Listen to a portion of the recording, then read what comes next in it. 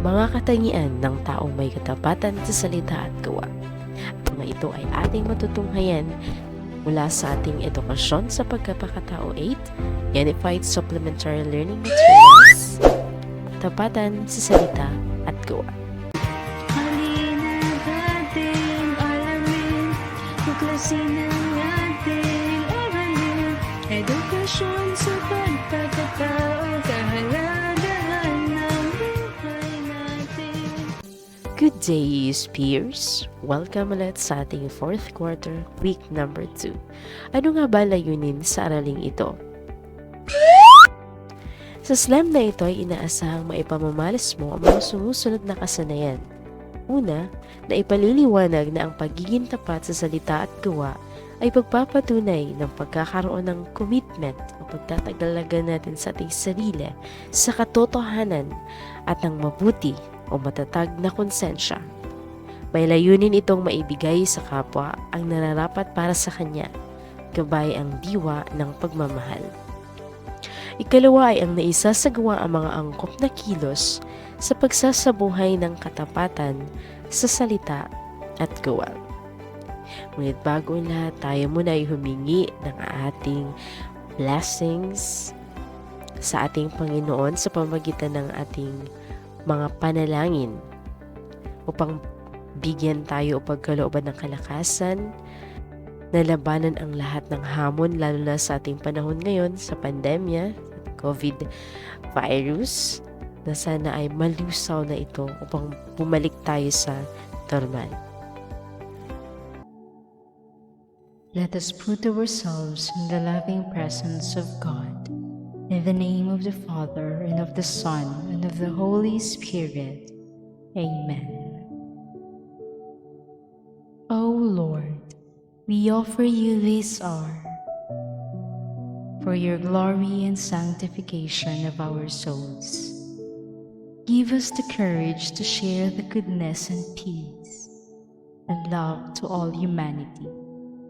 Bless all our thoughts and actions. Amen.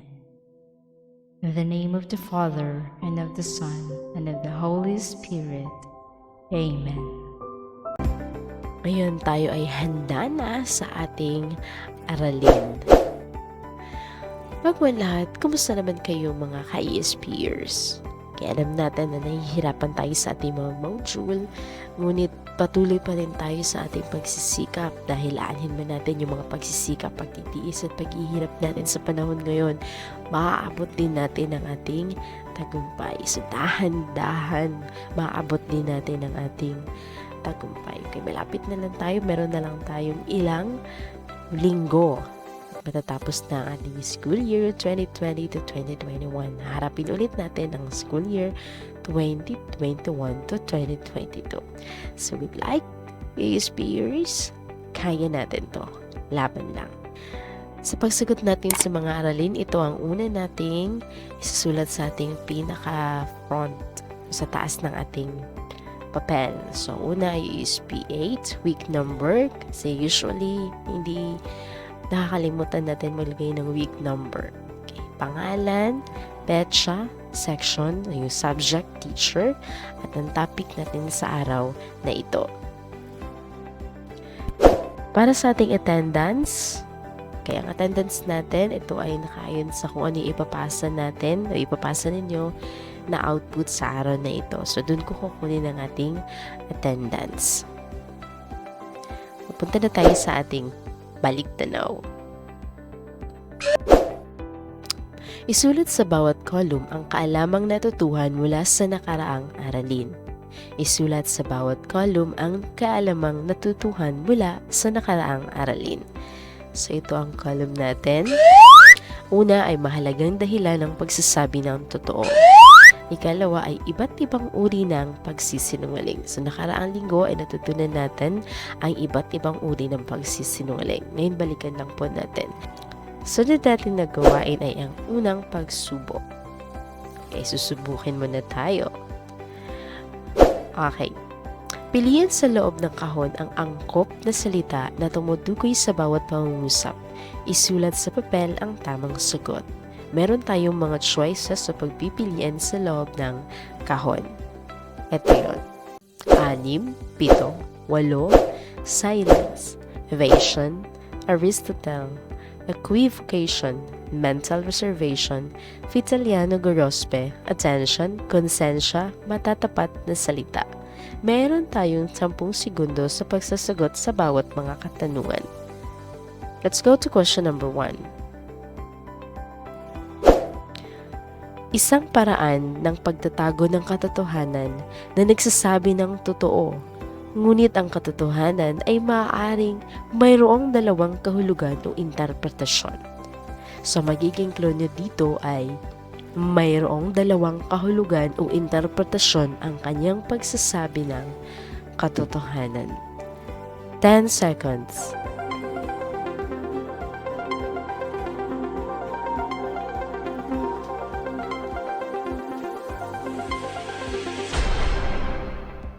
Ang sagot ay equivocation. Number 2. Sa edad na ito ay sinasabing na paninindigan na ng isang bata ang pagsisinungaling. Sa edad na ito ay sinasabing na paninindigan na ng isang bata ang pagsisinungaling.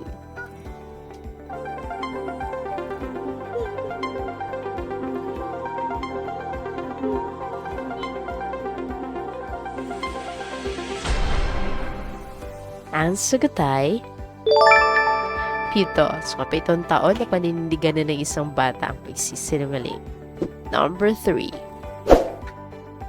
Ito ang nagbibigay ng totoo at tamang impormasyon sa sitwasyong kailangan na ipahayag ang katotohanan.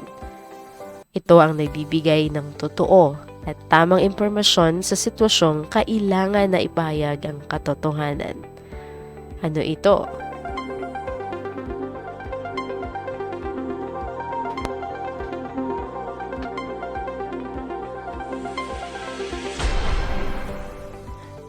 Ito ay matatapat na salita. Number 4. Isang paraan ng pagtatago ng katotohanan na nangangahulugang pagtanggi sa pagsagot sa tanong o ang hindi pagkibo. Paraan ng pagtatago ng katotohanan na nangangahulugang pagtanggi sa pagsagot sa tanong o ang hindi pagkibo.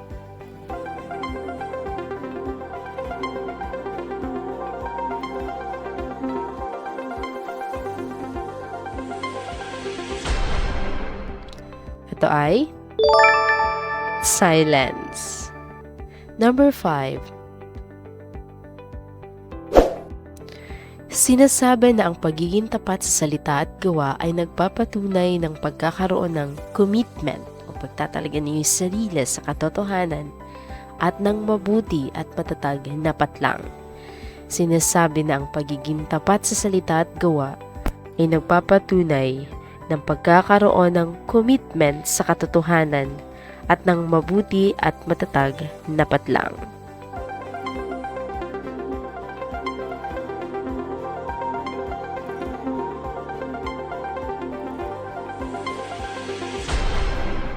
Ito ay konsensya.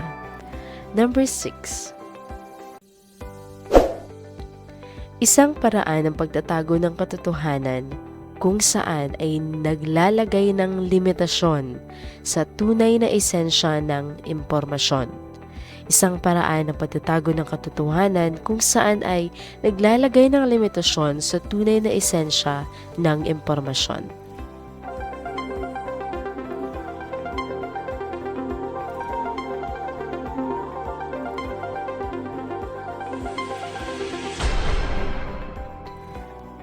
Okay, ito ay mental reservation. Number 7. Sa edad na ito ay kinakailangan ng bigyan ng tuon ng isang bata sapagkat marunong na siyang kumilala ng kasinungalingan at katotohanan. Sa edad na ito ay kinakailangan ng bigyan ng tuon ang isang bata sapagkat marunong na siyang kumilala ng kasinungalingan at katotohanan.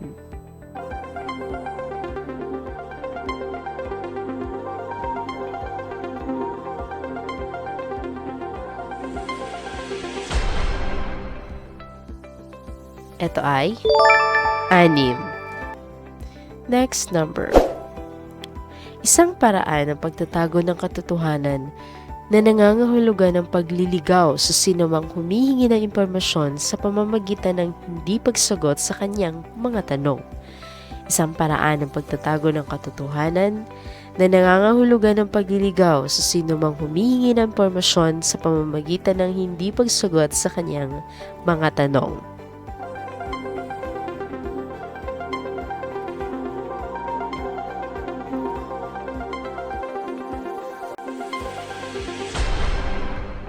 Ito ay evasion. Number 9. Isa sa mga dahilan kung bakit nagsisinungaling ang tao ay upang makaagaw o makakuha ng patlang. Isa sa mga dahilan kung bakit nagsisinungaling ang tao ay upang makaagaw o makakuha ng patlang. So, ano itong nais nilang makuha?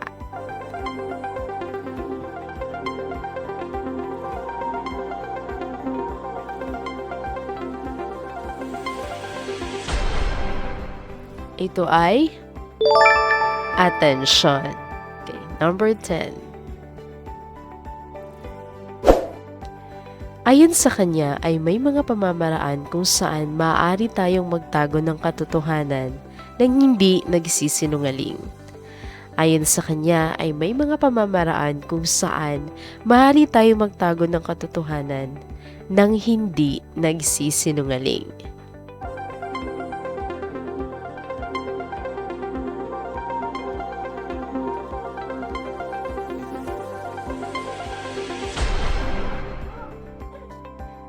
Siya si Vitaliano Gorospe.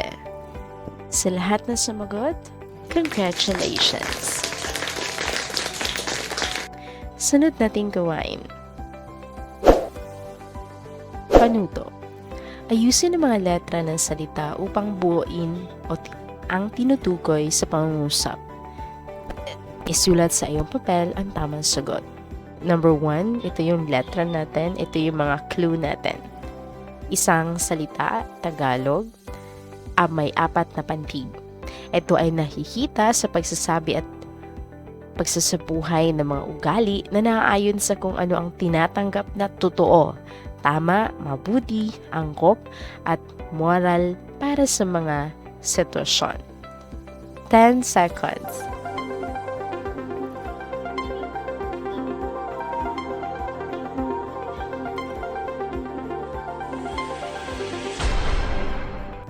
At ang tamang sagot ay katapatan. Okay, next number 2. Meron siyang 2 salita, Tagalog. Ang unang salita may 3 pantig, ay ikalawang salita naman ay may 3 pantig din. Ito ay nagbibigay ng totoo at tamang impormasyon sa sitwasyong kailangang ipahayag ang katotohanan. 10 seconds.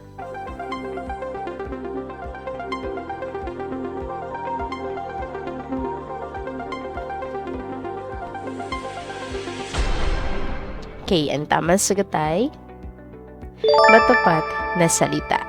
Sa lahat na sumugot, congratulations! Sa lahat ng mga score ninyo, isusulat nyo rin din sa papel. Bilugan nyo lang upang ito ay makikita ng malinaw. Panuto. Hulaan ang ipapakitang larawan. Una, ayan siya. May clue din tayo sa baba. May mga letra. 10 seconds.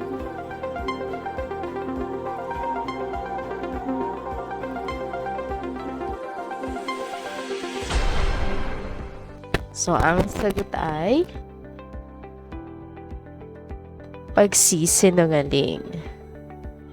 Ilan sa mga sinasabing dahilan kung bakit nagsisinungaling ang isang tao ay una, upang makaagaw ng atensyon, papasaya, at hindi nakasakit sa isang mahalagang tao. Ang ikalawa, upang mapagtakpan ang isang seryosong suliranin. Tatlong dahilan kung bakit nagsisinungaling ay upang makaiwas sa personal na pananagutan.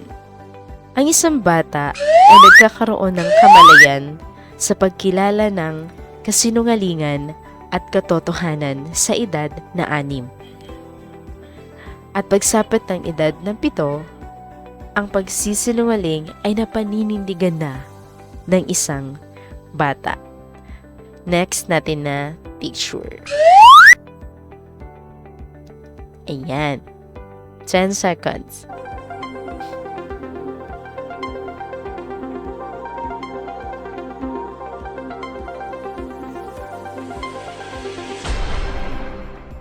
Okay, ito ay katotohanan. So may mga pagkakataan sa buhay ng isang tao na hindi maiwasan ang pagtatago ng katotohanan dahil sa mga personal o seryosong dahilan upang hindi makapinsala sa ating kapwa. Ngunit ang pagtatago ng katotohanan ay hindi itinuturing na kasinungalingan. Ito ay ayon kay Vitaliano Gorospe, 1974, mayroon tayong 4 na pamamaraan ng pagtatago ng katotohanan. Una dito ay ang tinatawag na silence o pananahimik. Ang hindi pagkibo o pagtanggi sa pagsagot sa anumang tanong upang hindi maisiwalat ang katotohanan. So, hindi ka na lang magsasalita. Ang ikalawa ay evasion o pag-iwas. Ito ay ang pagsagot ng taliwas sa anumang tanong upang mailigaw ang totoong impormasyon. Next is equivocation. Ito ang pagbibigay ng salitang may dalawang ibig sabihin o kahulugan. So ito yung paglalahad ng salita o pahayag na mayroong dalawang interpretasyon. Ang ika-4 ay mental reservation o pagtitimping pandiwa. Ito ay mayroong limitasyon sa pagsasabi ng totoo upang hindi mailahad ang kabuuang impormasyon. Next picture. Ito ay hango mula sa ating napanood na karaang linggo na storya ni Agustin. So ayan, so may sagot na kayo agad dun sa mga nakikinig.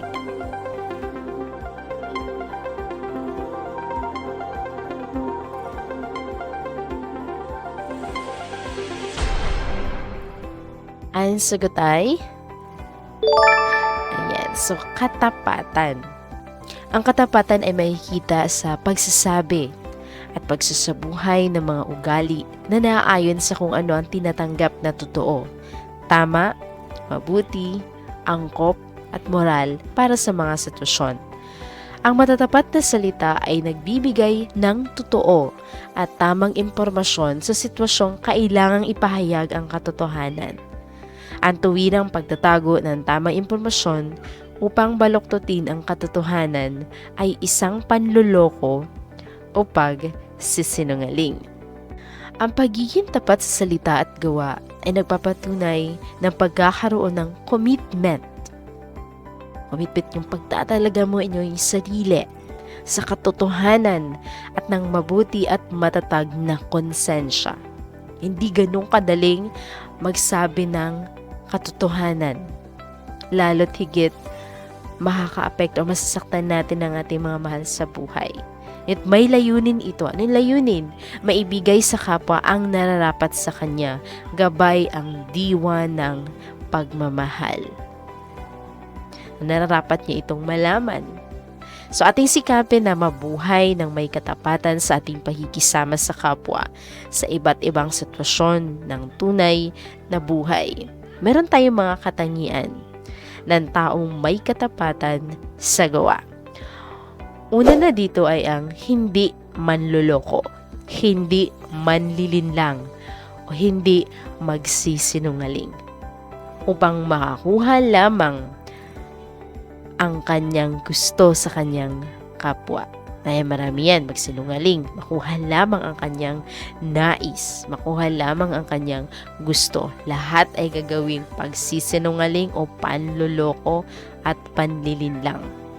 Ikalawa, hindi nabubulag ng pera upang gumawa ng bawal o gumawa ng mali na lalong ikahihirap ng nakararami pagdating ng panahon. 3. Hindi niya binabaluktot ang katotohanan upang hangaan siya o upang tanggapin ng mga taong kanyang nasasakupan. 4, hindi siya kukuha ng mga bagay na hindi sa kanya, kahit na may mga pagkakataon na gawin ito para sa sariling kapakanan. 5, sisikapin niyang gawin ang kanyang mga sinasabi o ipinangako bilang patunay ng kanyang katapatan. Okay. Ito ay hango mula sa Module 13 ng Pagpapakatao 8, Matayang Aklat sa Edukasyon sa Pagpapakatao, pahina 195 to 209. Okay, sunod na gawain natin ay pangkatang gawain. So, panuto hatiin ng klase sa 5 pangkat. Ang bawat pangkat ay may kanya-kanyang nakalaan na gawain. Anong gawain ng bawat pangkat? Ito ang pagpapakita ng katapatan sa salita at gawa. So, ulitin natin, ang inyong gagawin sa bawat pangkat ay pagpapakita ng katapatan sa salita at gawa. So, paano mo ipinapakita ang katapatan sa salita at gawa? Okay, in your day-to-day basis. So, pangkat, una, slogan. Kalawa, poster. Ikatlo, convo lyrics. Alam niyo na yan kasi ginawa niyo natin yung nakaraan. Kaapat, 4 peaks, 1 word. So, ginawa na natin din nakaraan. So, alam niyo na yan. Tsaka magaling kayo dyan. Kalima is quotes. Tandaan po natin na lahat ng ating mga gagawin dito sa mga gawain ay sarili ninyong gawa, sariling idea tungkol sa ating tema na paano mo ito ipinapakita ang katapatan sa salita at gawa. Ito yung ating mga pamantayang puntos. Angkop sa binigay na tema, malinis at maayos na nasunod ang panuto, 25 points. Ikalawa, angkop sa binigay na tema at malinis ang pagkagawa, ngunit di maayos na nasunod ang panuto, 20 points. Angkop sa binigay na tema, di gaanong malinis ang pagkagawa, hindi nasunod ang panuto, 15 points. 10 points naman para sa hindi angkop sa tema, hindi malinis, at hindi nasunod ang panuto. Ito ang ating mga gabay na tanong. Ano ang pinakamahalaga mong natutunan mula sa gawain? Kaya maaari ka magsulat ng 1 hanggang 3 mahalagang natutunan mo mula sa iyong gawain. Ikalawa, sa iyong palagay, bakit mahalaga ang pagiging tapat sa salita at pagiging tapat sa gawa sa ating buhay? Ano yung kahalagahan nito sa ating buhay, yung pagiging tapat? Sasagutin niyo ito pagkatapos niyong gawin ang ating mga pangkatang gawain. Next natin na gawain. Pag-aralan ng mga sitwasyon sa ibaba. Ipaliwanag kung paano mo maipapakita dito ang pagkakaroon ng commitment. Again, commitment, yung pagtatalaga mo na inyong sarili sa katotohanan at ng mabuti at matatag na konsensya. Meron tayong mga sitwasyon dito. So, sa unang hanay ay sitwasyon. Ikalawa, ano yung sasabihin mo o gagawin kung mangyari ang mga sitwasyon na ito sa'yo? Ikatlo, ano yung mga pagpapahalaga na iyong isinasaalang-alang mula dito sa sitwasyon? So, unang sitwasyon, madalas kang kansyawan dahil ikaw na lamang ang walang cellphone sa inyong magkakaibigan. Kalawa, mahalaga na magkaroon ka nito. So, ano yung magkaroon? Yung cellphone. Ngunit hindi ka pa binibili ng iyong mga magulang. Next na sitwasyon, pasahan ng output sa paaralan, subalit wala ka pang napasa kahit isa. So, inalok ka na iyong kaibigan na kaklase mo rin na pakokopyahin ng mga gawa niya upang mapabilis ang iyong pagsagot. Next, pangatlong ulit nang pumunta si Aling Nelia sa inyong bahay upang singilin ang iyong nanay sa perang inutang niya. Ito ang ating gabay na tanong. Paano mo binigyang halaga ang bawat sitwasyon? So, dun sa mga sitwasyon kanina, ay sulat mo lang to. So, copy and answer ito. Pause nyo lang to video mamaya. Again, una, paano mo binigyang halaga ang bawat sitwasyon? Kalawa, ano ang natutunan mo mula sa gawain? Again, mula sa mga natutunan mo, insights, mga discoveries mula sa gawain. Sunod natin na gawain. So, subaybayan mo iyong kilos, gawa, at pananalita sa loob ng 1 linggo. So, gumawa ka ng isang truth log na nagpapakita na iyong pagsasabuhay ng katapatan sa salita at sa gawa. Gamitin gabay ang talahanayan na nasa ibaba sa pagsasagawa ng gawain. So, nandito na tayo sa ating applications. So, ang tawag sa ating gawain ay truth log. So, again, truth log. Ito ay mula Lunes hanggang Linggo. So, ito ang ating petsa o araw. So, araw na lang, Lunes, Martes, hanggang Linggo. So, sitwasyon nangyari. Ano yung nangyari sa sitwasyon? Ano yung mga tsak na salita o kilos na iyong ginagawa? Kasi ikatlo, yung mga positibong pagpapahalaga na ipinakikita mo sa araw na iyon. Ito yung ating gabay na tanong. Una, ano yung nararamdaman pagkatapos gawin ng truth log? So, ipaliwanag. Ano yung nararamdaman pagkatapos gawin ng truth log? So, ipaliwanag. So, mula sa gawain na truth log, kapag papansinin mo ito doon sa iyong ginawa, ano yung nararamdaman? Bakit? So, ano yung discover mo doon? Sa ikalawa, paano mo ito may sasabuhay o maibabahagi sa iyong kapwa? Itong pagsasabuhay natin, hindi lang ito ngayon dahil, topic natin ito ngayon. So, magiging matapat ako, magsasabi ako ng totoo, maging matapat sa salita at gawa.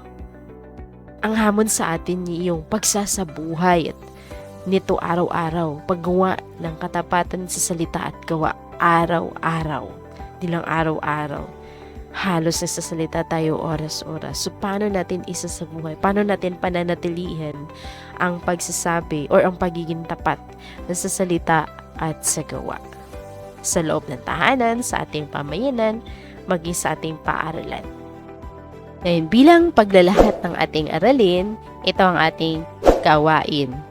Puna ng angkop na salita ang bawat patlang upang mabuo ang mahalagang konsepto ng aralin.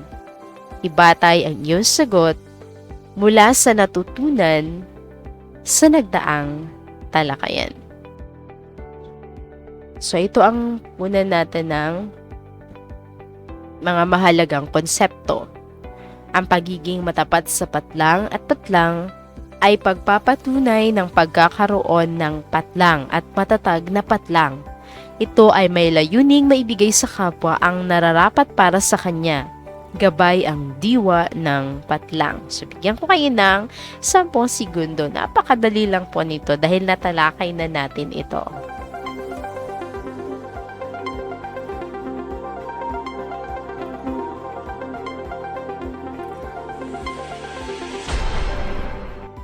Ang tamang sagot ay ang pagiging matapat sa salita at gawa ay pagpapatunay ng pagkakaroon ng pananagutan at matatag na konsensya. Ito ay may layuning maibigay sa kapwa ang nararapat para sa kanya. Gabay ang diwa ng, so ano yung gabay sa atin sa pagsasabi ng sa pagiging tapat sa salita at gawa? Pagmamahal. Okay, so sa lahat ng sumagot, congratulations! Ang katotohanan ay hindi mababago kailanman. Bilang isang individual, nararapat lamang na laging isipin at ilagay ang sarili sa kung ano ang tama at mamuhay sa katotohanan. Isang malaking hamon para sa bawat isa sa atin ang taus-pusong pagsasabuhay ng katapatan. Makakatulong ito sa paghubog ng ating pagkatao, sa pagpili ng tamang kilos at pagpasya ng makabubuti, hindi lamang para sa ating sarili, kundi para sa lahat. Para sa ating pangwakas na pagsusulit, panuto. Basahin at unawain ang mga tanong sa bawat bilang. Isulat sa inyong papel ang tamang sagot. Question number 1. Sa edad na ito, nagagawa ng isang bata na paninindigan ang kasinungalingan. Mayroon lang po tayong 10 segundo sa bawat katanungan. So, choices, 6, 7, 8, 9, 10 seconds.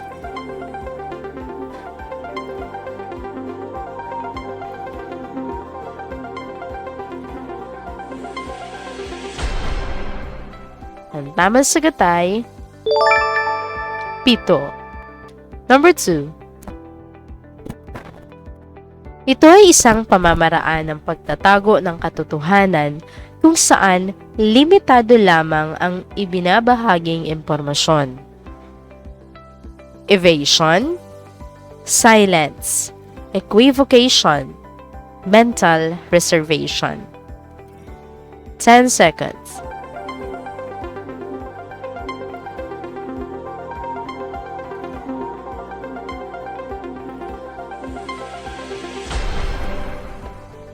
Okay, tamang sagot ay mental reservation. Number 3. Sinabi ni Lorraine sa kanyang guro na nagpasa na siya ng output para sa asignaturang ESP. Ngunit hindi niya sinabi na hindi kumpleto ang mga gawain na kanyang ipinasa. Anong pamamaraan ng pagtatago ng katotohanan ang ipinakita ni Lorraine?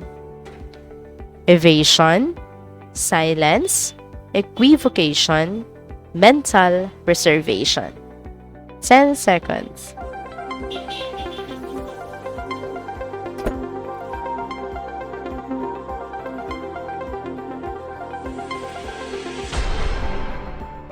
At ang tamang sagot ay mental reservation. Number 4. Ang hindi pagkibo o pagtanggi sa anumang tanong upang hindi maisiwalat ang katotohanan ay isang pamamaraan ng pagtatago ng katotohanan na tinatawag na evasion, silence, equivocation, mental reservation.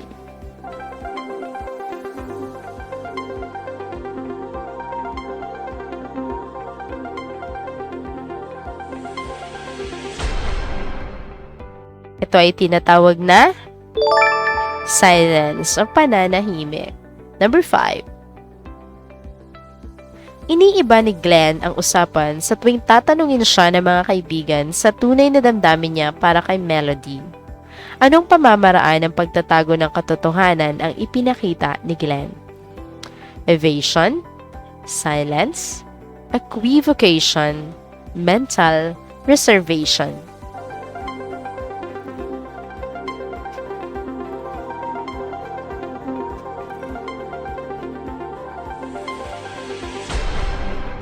At ang tamang sagot ay evasion. So, iniiba ni Glenn. Number 6.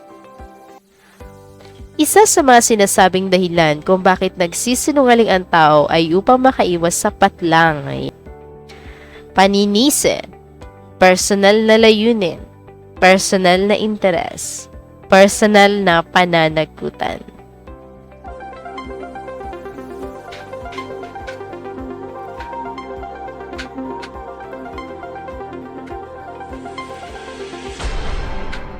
At ang tamang sagot ay personal na pananagutan. Ayan, umiiwas tayo dyan. 7. Tinanggihan ni Leo ang malaking halaga na iniaalok sa kanya kapalit ng kanyang pananahimik kaugnay sa natuklasan niyang katiwalian sa kanilang barangay. Anong katangian ng taong may katapatan sa gawa ang isinasabuhay na Leo? A. Sisikapin niyang gawin ang kanyang sinabi o ipangako bilang patunay ng kanyang katapatan. B. Hindi siya nabubulag ng pera upang gumawa ng mali na lalong ikakahirap ng nakararami. C. Hindi niya binabaluktot ang katotohanan upang hangaan ng mga taong kanyang nasasakupan. At D. Hindi siya manloloko o magsisinungaling upang makuha lamang ang kanyang gusto sa kapwa.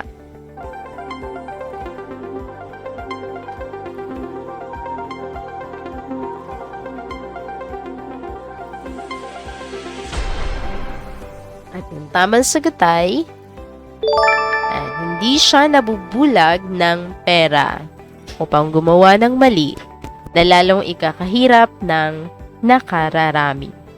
Number 8. Isa sa mga katangian ng taong may katapatan sa gawa ay hindi kumukuha ng mga bagay na hindi sa kanya kahit na may pagkakataon siyang gawin ito para sa sariling patlang. Adhikain, interest, kabutihan, kapakanan.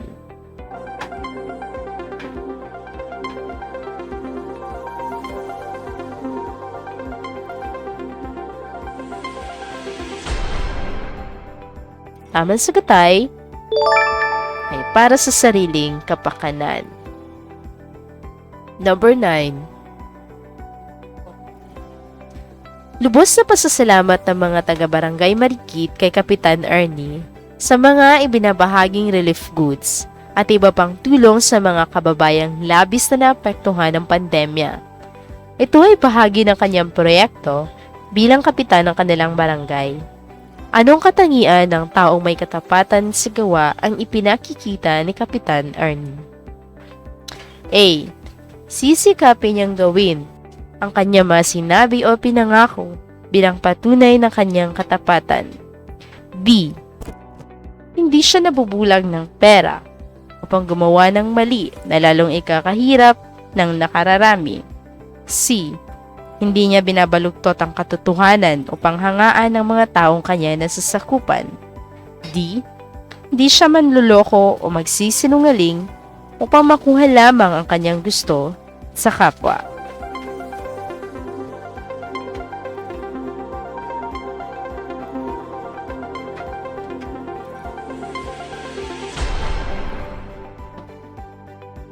Ang tamang sagot ay A.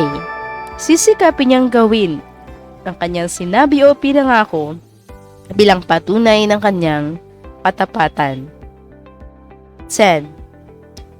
Ayon sa kanya, mayroong 4 na pamamaraan ng pagtatago ng katotohanan ng hindi nagsisinungaling, sapagkat may mga pangyayari na napupunsod sa tao na itago ang katotohanan upang maiwasan ang pagkapinsala ng sarili at ng kapwa.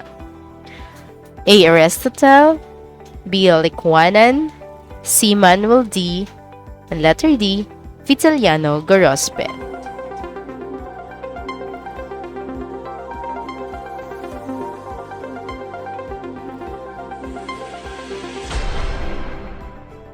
And tamang sagot ay si Vitaliano Gorospe. Okay, sa lahat ng sumagot, congratulations! Para sa huli nating gawain or kasunduan, takdang aralin, panuto. Batay sa iyong mga karanasan sa mga nakaraang linggo ukol sa katapatan sa salita at gawa, tayain ang iyong katapatan gamit ang honesty meter. So, ayan. Ito yung halimbawa ng honesty meter. Ito yung halimbawa ng honesty meter. So, titinan lang natin. For example, sa nakaraang linggo, ikaw ay 7 o ako ay 7. Pagiging honest ko. Dito sa kanang bahagi, ipaliwanag mo kung bakit 7 ang iyong honesty meter. Or 4. Halimbawa, yung arrow ay nasa 4. Kung bakit siya 4. So, maging creative po tayo sa lahat ng ating mga activities. O, gamitin ang ating mga skills and talents. And this is all for today. Maraming salamat sa iyong pakikinig. Sana po ay marami tayong napupulot o kung hindi man marami, mayroon tayong napupulot mula sa ating araling ito. Ito po si Teacher M na nagsasabing ibahagi at isabuhay kahalagahan ng ating buhay upang pagmamahalan at kapayapaan sa atin ay manahan magpakailanman. Maraming salamat po. Stay safe. God bless and thank you, thank you, thank you. Ito po ang ating sanggunian mula sa ating Unified Supplementary Learning Materials, Baitang It Edukasyon sa Pagpapakatao.